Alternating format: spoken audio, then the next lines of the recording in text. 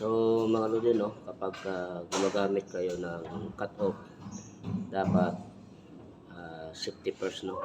Meron kayong goggles o salamin. Kasi habang pinuputol natin to, kung saan saan yan napupunta yung kanyang baga. So pakita ko sa inyo kung bakit kailangan natin ng salamin. Tsaka siyempre, mas maganda kung naka-maong pants kayo at naka-jacket para maiwasan natin yung mainit din kasi ito kalsad ng bakal. So tingnan nyo kung paano.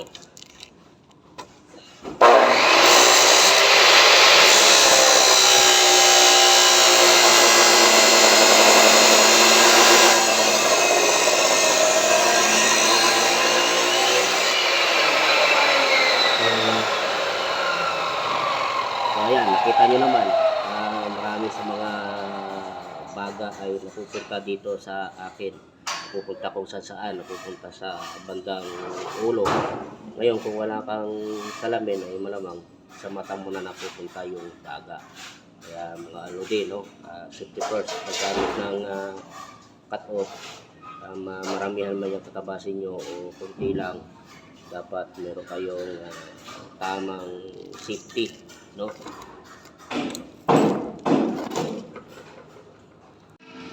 So mga lodi, no, nasa second part na tayo ito sa pagbubuo ng ating hagdanan. At dito meron na tayong sinampol na steps, no. Ito yon. So pina-approve natin, approve naman, no. So ito itutuloy na. So titingnan nyo, naka-spot pa lang yan, hindi pa pinulwell dahil just in case na may pagbabago pa ay madaling baguhin.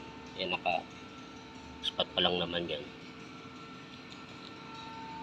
So ito lalagyan dito ng 10mm dyan, pag ganyan.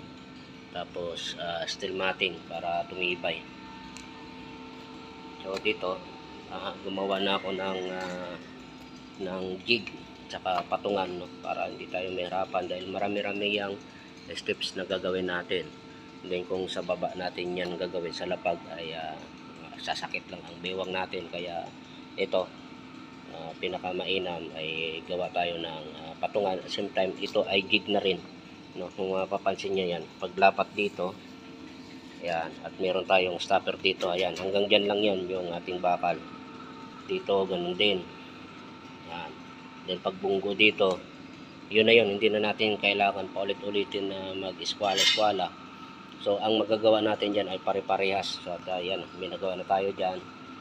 Yun, may nagawa na rin tayo, yun na ay ikabit na nga. So para pare-parehas yung magagawa natin ay kailangan meron na tayong jig, meron ng pattern para hindi na pabago-bago yung magagawa natin. So bali ano ito, ang gagawin natin dito ay 18 na ganyan na steps. So ang gamit natin dito ay 2x2 na 1/4, no, standard na 1/4, no, na 2x2. At kaltas natin ay ganito na, no. So hindi na natin ito kinantumisa pag ganyan, hindi na natin ito pinurtify para mas madali natin i-maniobra. Ang importante lang naman dito ay ito ma-full weld at ito ay naka-eskwalado para pag sinalpak natin dyan ay goods na goods. Yun lang naman ang mahalaga doon. So kung i-45 kasi natin dito, kadalasan meron siyang parang diamond ang nabubuo dahil gawa nung sa kanto, no. Minsan may mahaba, may maiksi yung puputol. Unlike na ito ay madaling i-maniobra, lalo't na may ginawa na tayong jig. Okay mga lodi, no, marami-rami pa to itong gagawin natin din pagka na ano yan, na ilatag na natin, may full weld, saka pa lang yan bubuhusan ng konkreto. So ito yung nagawa na natin. So ayan, so ito lang, no? Ayan lang yung ginawa nating kaltas. Yan, hindi po full weld pa naman yan. So dito mga lodi, no, nag-umpisa na tayo maglagay ng mga steps.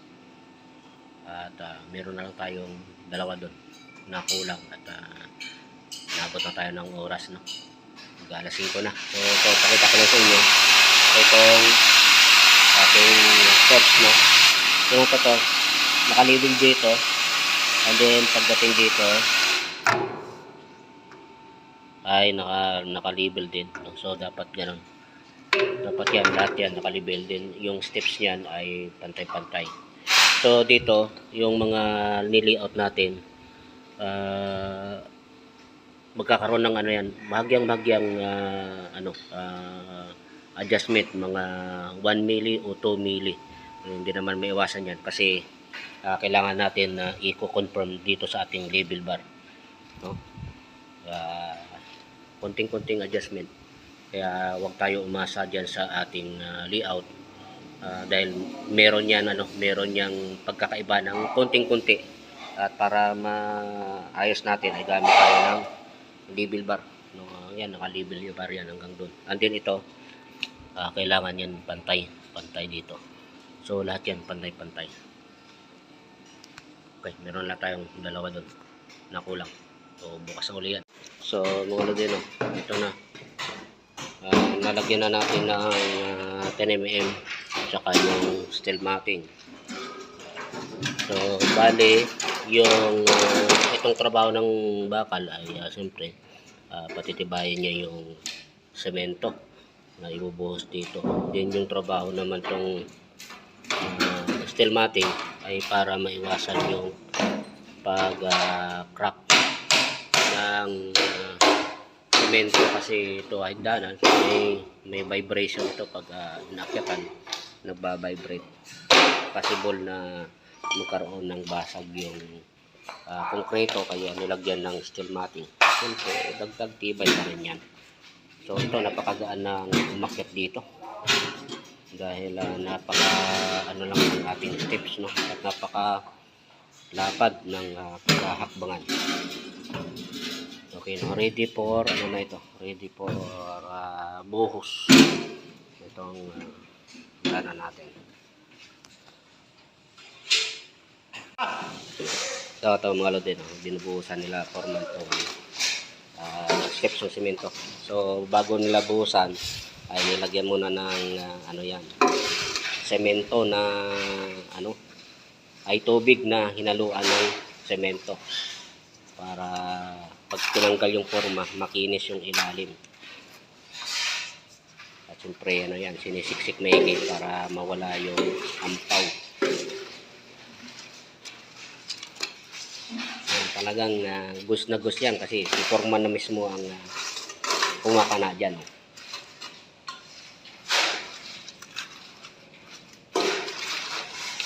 So medyo matapang-tapang yung halo nila, no, kasi hagdanan to, may vibration. So ganun loading, no, pagka ganyan, para kuminis yung pag tinanggal yung forma ay lagyan ng inunaw na semento yung forma. Then pupukutin yan habang binubuli para sumiksik, matanggal yung ampaw, para pag tinanggal ang forma, mabilis.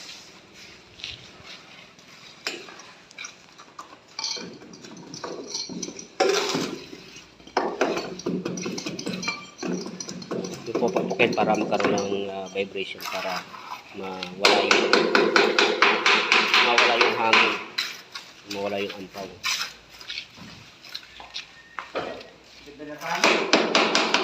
So bukas naman, ito na yung isusunod ko dito bukas. Gagawa ko rin ng mga steps niyan, kagaya nito, no? Para diyan naman. Yun, may mga pinutol na tayong dito, angle bar.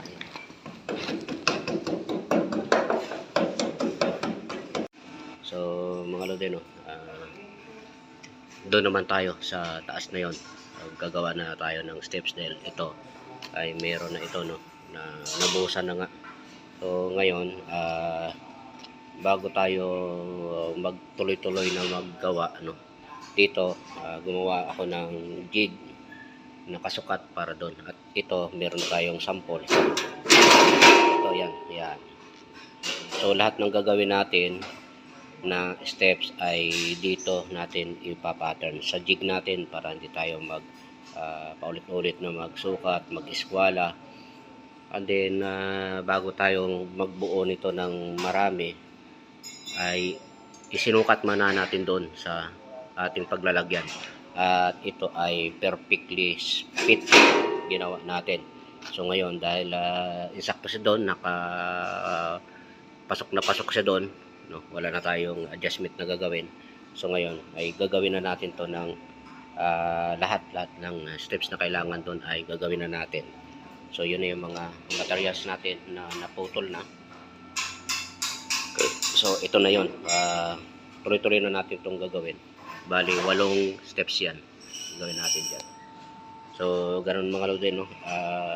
Gawa muna kayo ng sample para malaman kung tama, kasi pag ginawa nyo yan lahat din may mali pala. So lahat ng gagawin nyo ay mali na. So dapat habang maaga kailangan karoon na ng adjustment. Kung ayos na, di tuloy-tuloy na yung trabaho natin. Okay. So ayan, tinatanggalan na ng forma.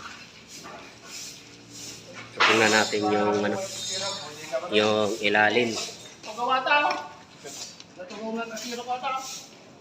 ayan, kinis ng pagkakadali.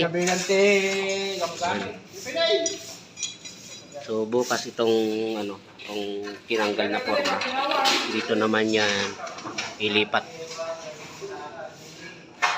para mabuhusan. Din ito meron ng forma din dito. By man din na siguro ito bubuhusan. Ayan. So mga lodi, no, patapos nitong ginagawa natin at ito'y mamaya lalagyan na ng forma at bubuhusan na. So yung isang step doon, yun na lang ang pinupul weld ni Robin, kasi yung gamit natin dyan ay dalawang welding machine. So ganito mga lodi, no, ang unang ikakabit nyo yung nandito unang step siyempre, at ito dapat yan, naka-level dapat yan. Tapos yan, parehas na naka-level, para nang sa ganon ito na lang gagawin nyo. Kung yan nakuha nyo na yung tamang level dyan, at dito may mga markings na tayo, may layout na yan, kaya hindi na tayo may hirapan. Then ito gamit kayo ng sukatan. So ayan, nakasukat yan. Ayan o, nakasukat. Then ito na lang gamitin nyo. Yan, sukat na lang dyan, sukat na lang dyan, hanggang sa makarating sa taas, para pare-parehas yung step, no? So dyan ganun din naman ang ginawa dyan sa baba. So ngayon pagka i-double check nyo rin ng level bar. Pero dito kasi minsan itong bakal, itong ingatan nyo, hindi ko napapansin nyo yung angle bar gumano, no, naka-curve ito sa paibabaw. Minsan naman nakaganyan. Kaya ingatan nyo rin na gumamit kayo ng ng level bar palagi diyan.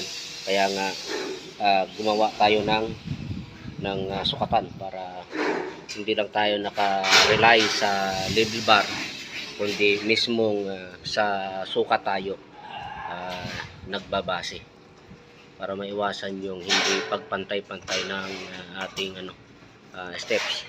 So yun, last na yun yung ginagawa ni na pinupul weld ni Robin.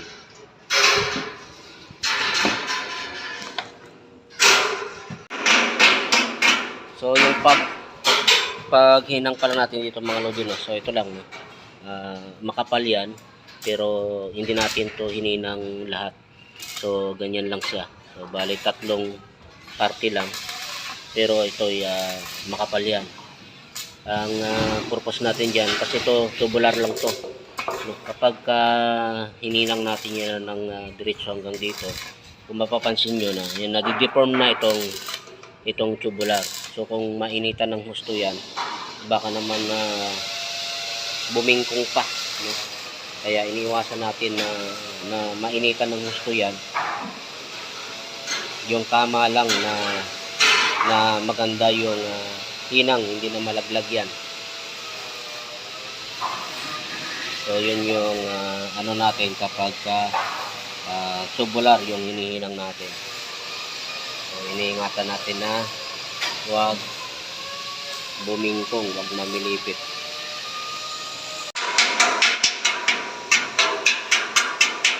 Pakitanggal mo na lang, diba? Yeah. Pakitanggal mo na lang yung angle bar na nilagay natin. Yeah. O yan. So yung angle bar loading na yan, natatanggalin ni Robin. Patanggal mo na yung bike. Yan. Yan yung temporary na nilagay namin dyan para dyan namin ipapatong itong steps. Hindi kami mahirapan kasi medyo mabigat yung itong steps na to. Kasi ano yan, 1/4 na angle bar na 2x2. So nilagyan ko muna ng ganyan para dyan namin ipapatong initial yung ating steps din. Siyempre doon pa lang natin i-align para hindi tayo mahirapan. So yan, malaking tulong yung angle bar na yun. Actually ganyan din ang ginawa ko dyan nung ako lang mag-isa. So ngayon mas maalwan kapag kami kasama na. Kasi ngayon na nakakapag-video tayo na gumagawa. Diba Ruben? Yes. Yun sinasabi ko.